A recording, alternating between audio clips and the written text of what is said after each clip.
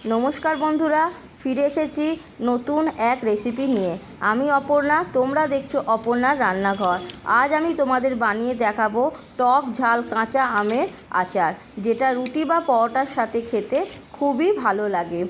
আর এটা বানিয়ে 1 বছর অবধি সংরক্ষণ করতে পারবে। শুরু করা যাক রেসিপি। বন্ধুরা, এখানে আমি 1.5 কিলোর মতন কাঁচা আম নিয়ে নিয়েছি। খুব ভালো করে ধুয়ে আমি শুকিয়ে নিয়েছি। আমগুলো এখন কেটে আমি একদিনের রোদে শুকিয়ে নেব। বন্ধুরা, সমস্ত আম আমি এইভাবে কেটে নিয়েছি।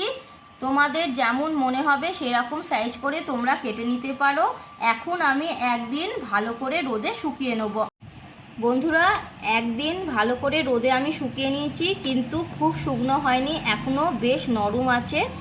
এখন আমি একটা পাত্রে সমস্ত আমগুলো নিয়ে নেব।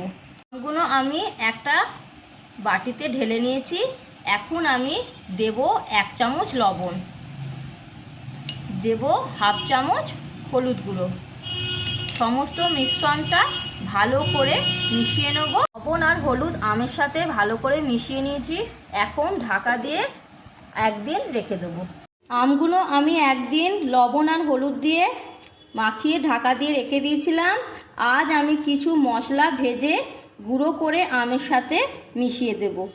গ্যাসের ওপর কড়াই বসিয়ে কিছু মশলা আমি হালকা ভেজে নেব। দেব 1 চামচ কালো সর্ষে, 2 চামচ সাদা সর্ষে। সর্ষেগুলো আমার ভাজা হয়ে গেছে, তুলে নিয়েছি। এখন দেব 2 চামচ মৌরি, 1 চামচ সাদা জিরে, 1/2 চামচ মেথি দানা।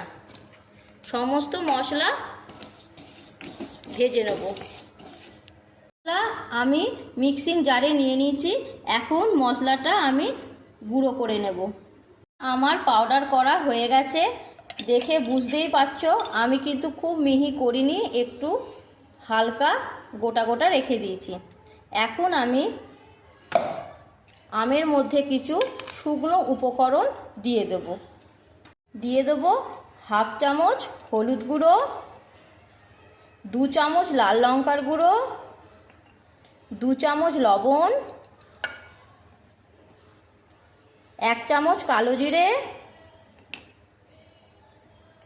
1/2 চামচ ধনে গুঁড়ো আর 1/2 চামচ জোয়ান।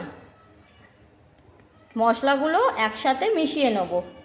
মশলাটা আমার মেশানো হয়ে গেছে। এখন আমার পাউডার করে রাখা মশলাটা সমস্ত দিয়ে দেব। এটাও মিশিয়ে নেব। মশলা আমার খুব ভালোভাবে মেশানো হয়ে গেছে। এখন আমি 1 কাপ সর্ষের তেল গরম করে রেখেছিলাম, এখন দিয়ে দেব। মিশিয়ে নেব। এর সাথে আম আর সমস্ত মশলা খুব ভালোভাবে মিশিয়ে নিয়েছি। এখন আমি ঢাকা দিয়ে 3 দিন এইভাবেই রেখে দেব। বন্ধুরা, 3 দিন পর আমি আচারটা নিয়ে ফিরে এলাম। আচারটা এখন পুরো খাওয়ার জন্য তৈরি হয়ে গেছে। এখন আমি একটা শুকনো কাঁচের জারে আচারটা ভরে নেব। বন্ধুরা, আচারটা আমি পুরোটা শিশিতে ভরে নিয়েছি। দেখে বুঝতেই পারছো কতটা লোভনীয় হয়েছে। রুটি বা পরোটা সব কিছুর সাথেই এই আচারটা খেতে খুবই ভালো লাগবে। রেসিপিটা দেখে তোমাদের ভালো লাগলে অবশ্যই লাইক করবে, আর বাড়িতে বানিয়ে আমাকে কমেন্ট বক্সে কমেন্ট করে জানাবে যে তোমাদের কেমন লাগলো। আমার চ্যানেলটাকে সাবস্ক্রাইব করে আমার পাশে থাকবে। আজ পর্যন্ত তাহলে এইটুকুই, ফিরে আসছি নেক্সট ভিডিও নিয়ে।